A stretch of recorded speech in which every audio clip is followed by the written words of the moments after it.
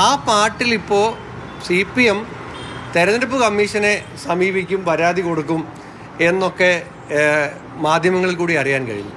ഞങ്ങൾക്ക് ചോദിക്കാനുള്ളത്, ഒരു പാട്ടിനെ പേടിക്കുന്ന അത്ര ദുർബലമായ ഒരു പാർട്ടിയായി കേരളത്തിലെ CPM പാർട്ടി മാറിക്കഴിഞ്ഞു. കേരളത്തിലെ തെരഞ്ഞെടുപ്പിൽ പാട്ടും പാരഡി പാട്ടും ഒക്കെ എത്രയോ തെരഞ്ഞെടുപ്പുകൾ വന്നിട്ടുണ്ട്. ആ പാട്ടുകൾക്കെതിരെ ആരെങ്കിലും പരാതിയായിട്ട് പോയിട്ടുണ്ടോ? ഇപ്പോൾ ഈ പാട്ട് സമാനമായ ലീഡർ ശ്രീ K. കരുണാകരൻ മുഖ്യമന്ത്രിയായിരുന്ന സമയത്ത് നാദിർ ഷായും കലാഭവൻ മണിയും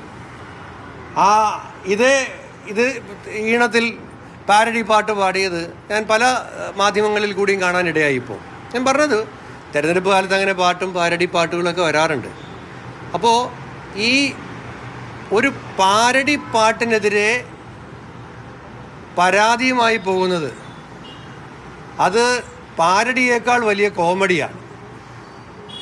ആ കോമഡിയിലേക്കാണ് ഇപ്പോൾ CPM എത്തിയിരിക്കുന്നത്. ഇന്നലെ വരെയും ആവിഷ്കാര സ്വാതന്ത്ര്യത്തിന് വേണ്ടിയിട്ട് മുറവിളി കൂട്ടുക, എന്നിട്ട് ഒരു പാട്ട് ഞങ്ങളെ പേടിപ്പിക്കുന്നേ എന്നും പറഞ്ഞുകൊണ്ട് പോലീസിലോട്ട് പോവുക, ഇലക്ഷൻ കമ്മീഷനിലേക്ക് പോവുക. ഈ ഒരു അവസ്ഥ അത് അങ്ങേയറ്റം ദയനീയമാണ്, സഹതാപം അർഹിക്കുന്നതാണ്. അപ്പോൾ അതിൻ്റെ ഒരു രണ്ടാം ഘട്ടത്തിൽ ഞാനൊന്ന് പറഞ്ഞായിരുന്നു, ഇത് എഴുതിയ ആളെ അറിയില്ല. അപ്പം നിങ്ങൾ മാധ്യമങ്ങളാണ് എഴുതിയത്, ഒരു കുഞ്ഞബ്ദുള്ളയാണ്, അദ്ദേഹം ഖത്തറിലുള്ള പ്രവാസിയാണ്, അദ്ദേഹത്തിൻ്റെ ഇൻ്റർവ്യൂ ഒക്കെ നിങ്ങൾ കൊടുത്തു. പാടിയത് മലപ്പുറത്തുള്ള ഒരു ഡാനിഷാണ്. അപ്പോൾ അദ്ദേഹത്തിൻ്റെ ഇൻ്റർവ്യൂ നിങ്ങൾ എല്ലാവരും കൊടുത്തു, അദ്ദേഹത്തെ കൊണ്ട് പാട്ടൊക്കെ പാടിച്ചു. ഇപ്പോൾ ഇവർ ഈ CPM-കാർ നടത്തുന്ന ഹേറ്റ് ക്യാമ്പയിൻ, ഈ കുഞ്ഞബ്ദുള്ളക്കെതിരെ അടക്കം നടത്തുന്ന ഈ ഹേറ്റ് ക്യാമ്പയിൻ, ഇത് എവിടേക്കാണ് കേരളത്തെ കൊണ്ട് എത്തിക്കുന്നത്?